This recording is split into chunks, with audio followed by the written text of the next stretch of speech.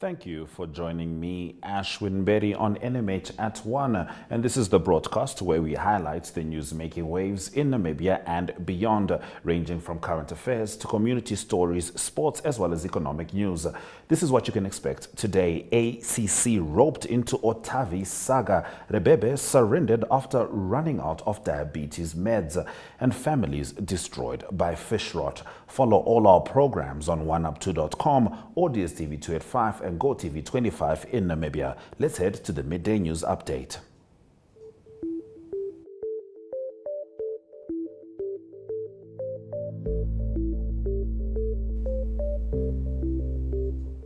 Now, SOPO Vice President Netumbo Nandi-Ndaitwah says Namibia has been able to make significant progress, this in terms of empowering women. Nandi-Ndaitwah made the remarks at the commemoration of the International Women's Day celebrations being hosted by the Namibia National Workers Union.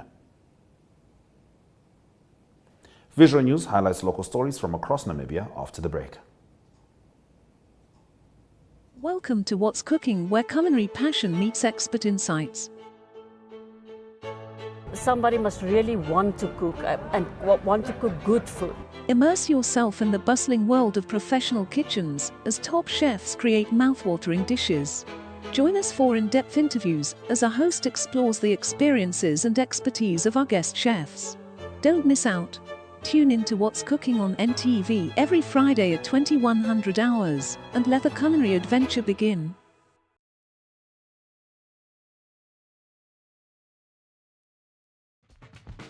Welcome to My.NA Cars, your ultimate destination for everything automotive. I am your host, Diana Master. Teamwork makes the dream work, right? Discover the latest models, innovative technologies, and expert insights from our passionate hosts. Learn essential maintenance tips and get exclusive behind-the-scenes access to the automotive industry. Don't miss My.NA Cars on NTV every Thursday at 2100 hours. Tune in and ignite your passion for automobiles.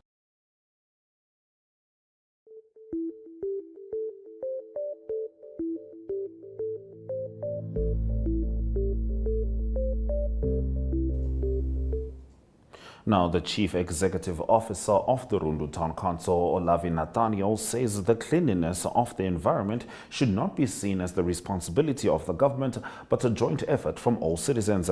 Now, Nathaniel made these remarks at the joint declaration ceremony to zero waste within the towns of Rundu and Opuo. Nikano Nangolo reports.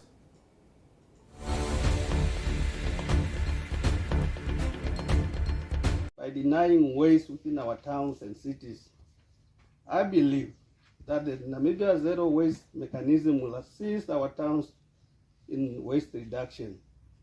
As we all know that a clean environment will attract investors, or as famously quoted in Rupangani, Doro Pazazera, very famous. Therefore, the cleanliness of our environment should not be seen as a responsibility of the government or the town councils alone, but should be a joint effort from all of us, which includes the community, the business community, our residents, civic organizations. We all have an obligation towards keeping our environment clean. I believe we all know and are aware of the importance of having a clean environment. We at Rundu Town Council appreciate the efforts made by Namibia Zero Waste Network for coming up with such a program. This program will cover the aspect of turning waste into treasure. Yeah? Koyahando is the Kongorodo. Yes? So it's not a matter of throwing things anymore. Now, what we are looking at as we sit here, what we need to take home is the 5 R's that will assist us in reducing waste. One is to refuse the waste. We should commit to refuse generating waste. Kapis tukarande plastic atukai zugumanga. Yes? Alternatively, reduce it. Instead of buying plastics every now and then, buy that bag of then you keep shopping in the same bag. you are reducing waste production. Alternatively, you can reuse your waste, recycle it, and rot it.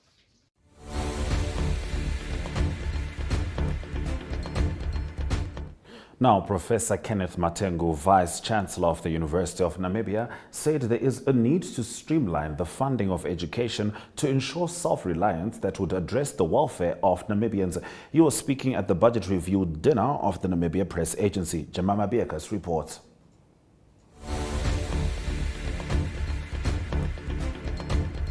This country says it wants to. What is that direction? There are a few. We have very clear consensus as a nation that we must embrace fourth industrial revolution requirements, the competencies that are required to cope. We have a consensus that we are going to explore and pursue green hydrogen. We have consensus that we are going to explore and pursue petroleum and gas. Are these sectors represented adequately in terms of funding for education? If there is, what is the percentage of the budget that is targeting these requirements? I'm not going to say yes or no, but you can assess for yourselves, are these things being steered? Because the purpose of a budget is to steer the direction. It's also to steer education in the direction where you want very clearly the objectives that must be achieved and the programs that the institutions must undertake.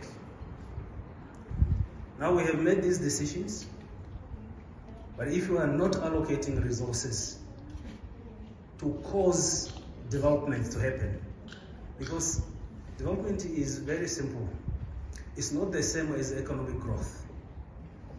Development, if you want to know whether development is taking place or not, you ask what is happening to poverty levels, what is happening to education, what is happening to life expectancies, what is happening to food security, and so on. For economic growth, you ask a different question. How much FDI is coming in the country? How much resources are coming? These are different things.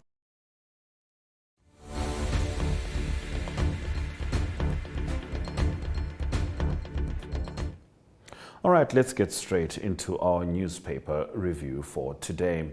Namibian Sun reports that police investigations into allegations of the rape of a 15-year-old girl by a Lutheran pastor at Okando village in the Omusati region will also look into whether he fathered the girl's baby. The Evangelical Lutheran Church in Namibia pastor stands accused of having had a sexual relationship with the girl. Now, it is alleged that the suspect raped the minor on several occasions between June 2020 and September 2022. The pastor, who requested a transfer from the Okando congregation and is now based in the Okahao constituency, has not been arrested pending further investigations. Omusati Police Crime Investigation Coordinator Deputy Commissioner Moses Simaho confirmed the matter. Now, moving on to page 3, the Africa Peer Review Mechanism says law enforcement agencies in Namibia do not collaborate sufficiently to combat crime, adding that enhanced cooperation can help the fight against corruption. The findings are contained in the APRM's Country Review Mission on Namibia. Law enforcement agencies such as the Anti-Corruption Commission, the Financial Intelligence Center, the Namibian Police, and the Office of the Prosecutor General do not sufficiently share vital information, this among themselves, it found. There is a lack of information and sharing amongst the various bodies combating corruption. It would be helpful if the ACC, FIC, law enforcement agencies, the OPG, and other key stakeholders share information in their efforts to fight corruption and money laundering, the report said. Now, on the front page of Republican, the SWAPO Central Committee will convene tomorrow, this to decide whether the party should have an extraordinary Congress this year to elect a new president and whether party Vice President Netumbo Nandi-Ndaitwah should be the sole candidate. Alternatively, the Central Committee will consider an alleged proposal by the Politburo to defer the extraordinary Congress to 2025, citing fear of divisions ahead of the general election in November. This move has been described by party insiders as unconstitutional because SWAPO statutes dictate that under these circumstances, an extraordinary Congress must be called within 90 days after the death of party President Hage Geingob on the 4th of February. On page 3, the Windhoek municipality's offer to write off pensioners' debt is seen as a positive step, as 1,275 pensioners have already registered for debt relief. Residents who have reached the age of 60 on 30 November 2023 are eligible to apply for debt relief. Applications can also be made for estate accounts. Now, on its front page, the Allgemeine Zeitung reports that after spending 54 days on the run, this for alleged theft from his employer at Opoo, banker Nico Radebe returned to the scene of his crime and surrendered after allegedly running out of diabetes medication. He has been missing since 13 January after he allegedly stole 2 million Namibian dollars from Bank Windhoek's Opoo branch where he was stationed. Bank Windhoek initially told the police that he took 200 million Namibian dollars, but later said the actual amount stolen was less than 2 million. Radebe allegedly sneaked back into the northwestern town this week and went to his girlfriend's place, from where he informed the police that he wanted to surrender. Now, on page 3, the issue of road safety has become a growing problem in Swakopmund among school children. According to the Swakopmund City Council, they unfortunately show a remarkable disregard for traffic rules. To tackle this problem, the city is now calling on parents to play a crucial role by making their children aware of how important it is to behave on the roads. We continue with the Namibian after the break. Welcome to My.NA Cars, your ultimate destination for everything automotive.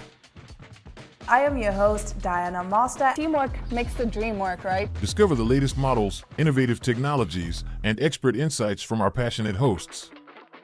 Learn essential maintenance tips and get exclusive behind-the-scenes access to the automotive industry.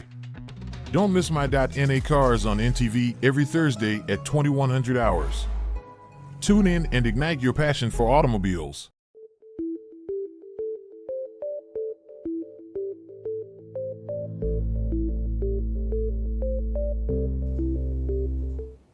Now, the Namibian reports that years after losing his fisherman job at Namsov, after quotas were diverted away from the company in what was later to be known as the Fishrot saga, Thomas Heimbala continues to go door to door looking for a job. Heimbala is among the 1,000 fishing industry workers who lost their jobs at Namsov Fishing Enterprises when horse mackerel quotas were diverted to Fishco as part of the Fishrot scheme. Now, on page 3, the Electoral Commission of Namibia has called on eligible voters to register to take part in the presidential and National Assembly elections on 27 November. This was announced by Minister of Urban and Rural Development Erastus Utoni during the launch of the ECN's 2024 electoral calendar in Windhoek yesterday. The nomination of the independent candidates will take place on the 14th of October, while nominations for political parties are set for 16 October. Namibians abroad and seafarers will be able to vote on the 13th of November. Now, the New Era's lead story reports that the Otavi Town Council has roped in the Anti-Corruption Commission to delve into allegations of unprocedural recruitments, promotions and appointments of staff members to act in vacant positions. The matter has been dragging on since 2016. This was revealed by Otavi Mayor Isaac Kloeb during a recent interview with New Era, which covered a myriad of issues around the town's affairs. Chief amongst them, the council's 2020-21 financial year report by Auditor General Junius Kanjeke. Now, Kloeb said the council resolved to involve the ACC in the investigation to avoid conflict of interest and to ensure the matter is fairly handled. Now on page 3, after handing out $250 million Namibian dollars to the struggling Meat Corporation of Namibia during his last midterm budget, Finance Minister Ipumbu Shimi disbursed a further 212 to the entity last week, tabling the record-breaking 100 billion Namibian dollar 2024-25 national budget. Shimi announced that a total of 212 million has been budgeted for Meatco, inclusive of the settlement of their contingent liabilities. Last year, while maintaining a hard line on parastatals relying on government handouts, Shimi allocated an additional 250 million Namibian dollars to Meatco. Now we end the review with the Market Watch, which reports that Namibia's total public sector wage bill in 2024-25 is anticipated to be 1% higher than that of the previous fiscal year. As promised, increases become effective in April. Finance Minister Ipumbu Shimi will table the 2024-25 budget in Parliament next Wednesday, according to the mid-year budget review, which Shimi tabled last October. The total wage bill is estimated to rise from 32.82 billion to 33.19 billion. Now, according to Sirius Capital, the increment amounts to an increase of $600 in monthly salaries for grade 14 and 15 staff members and an overall 5% increase on the basic salary of staff members of the remaining grades. This wage adjustment comes after periods of sustained high inflation have seen a deterioration of purchasing power, Sirius said in its 2024 economic outlook. This year's salary increases will be the second only since 2017, Sirius pointed out. The last time civil servants received an increase was 2022-23, when the remuneration rose by 3%. Now, construction industry raises productivity drop concerns over 4-day week proposal. An update on this coming up as we move over to economic news. Neo Paints has established a 67-year Namibian legacy, creating personalized paint solutions that blend quality and innovation for the Namibian people. We pride ourselves in being a 100% Namibian-owned company, investing in our country and our people by employing and empowering true Namibians. With every brushstroke, Neo Paints commits to our quality guarantee and always delivering a coat of excellence. At Neo Paints, we always stay true to our country. We are as Namibian as you.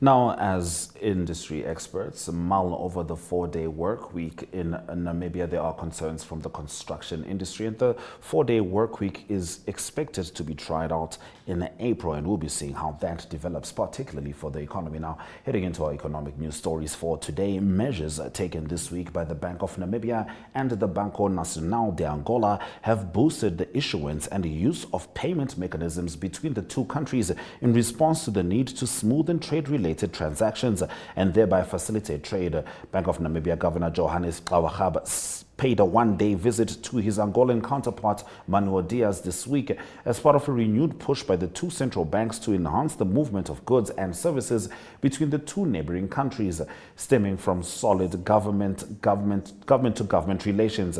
Now, payment systems include a variety of platforms and services that enable businesses, individuals, and the government and other economic agents to conduct daily financial transactions without the need to use cash.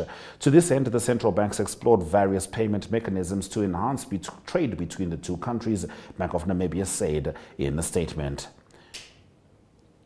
Now let's move over to the economic indicators.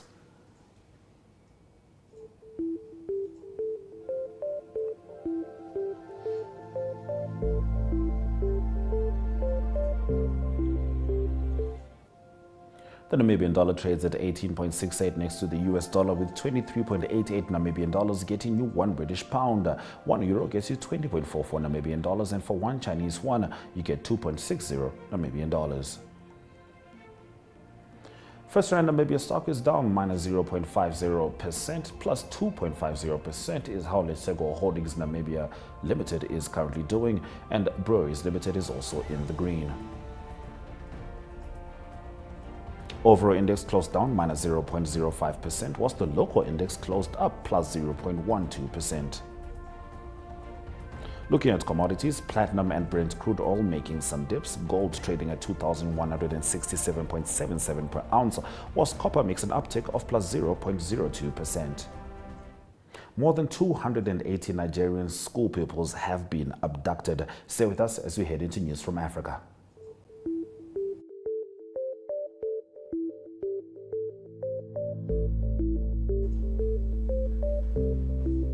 Now, as I said, more than 280 Nigerian school pupils have been abducted in the northwestern town of Kuriga, officials say. The pupils were in the assembly ground at 8:30 a.m. when dozens of gunmen on motorcycles rode through the school, one witness said. The students between the ages of 8 and 15 were taken away along with a teacher, they added. Kidnap gangs known as bandits have seized hundreds of people in recent years, especially in the northwest. However, there has been a reduction in the mass abduction of children over the past year until this week.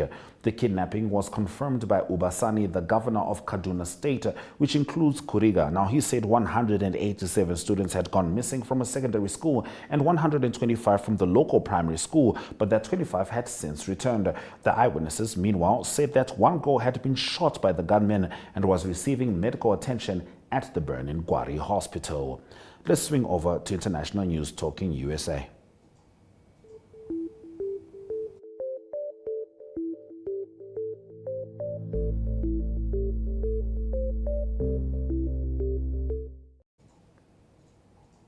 Now, U.S. President Joe Biden on Thursday laid out his case for re-election in a fiery State of the Union speech that accused Donald Trump of threatening democracy and owing to Russia and torpedoing a bill to tackle U.S. immigration woes. In a 68-minute address to Congress, Biden, a Democrat, drew sharp contrasts with his Republican rival and gamely challenged Trump's supporters in the chamber during a speech that was watched as much for the 81-year-old president's performance as it was for his policy proposals. Biden charged Trump, his Republican challenger in the November 5 election, with burying the truth about the January 6, 2021 Capitol assault, bowing to Russian President Vladimir Putin, and blocking a bill to tighten restrictions at the U.S. border with Mexico. In the Middle East, the president said he had been working for an immediate ceasefire in the last 6 weeks, and this is between Hamas militants as well as Israel. Now, the greater thrust of his remarks focused on Trump, though Biden did not mention him by name. And he was talking about Trump and him being invited by Putin to invite NATO nations if they did not spend more on defense. Let's head over to local sport.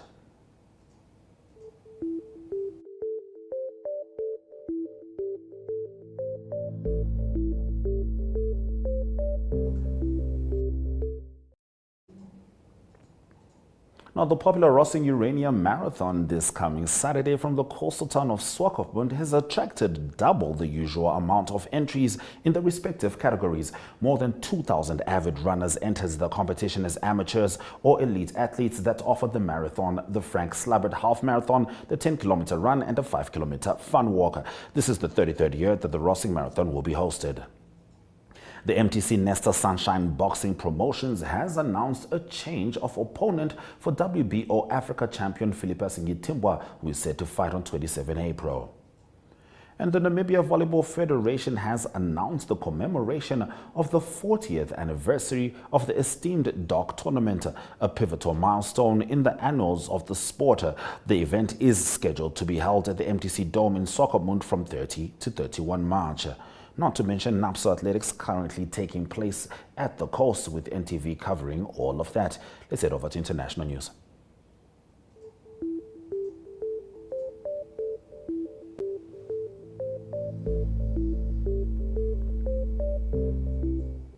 An early penalty by Alexis McAllister and Darwin Núñez brace helped Liverpool to thrash Sparta Prague 5-1. This in the first leg of the Europa League last 16 tie on Thursday. Liverpool, who qualified for the knockout rounds as group winners, dominated the game and were up 3-0 at the break, edging closer to the quarterfinals.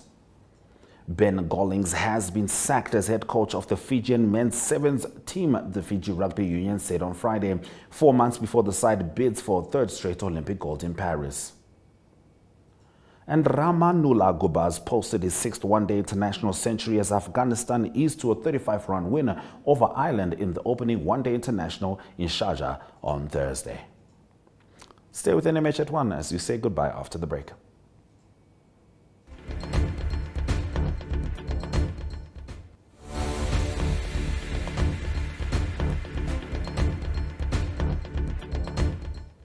Thank you for staying with NMH at 1 as we continue to dissect and bring to you the latest stories stemming from Namibia and the world. From the NMH at 1 team from Namibia Media Holdings, would like to wish all the women a happy Women's Day. Cheers.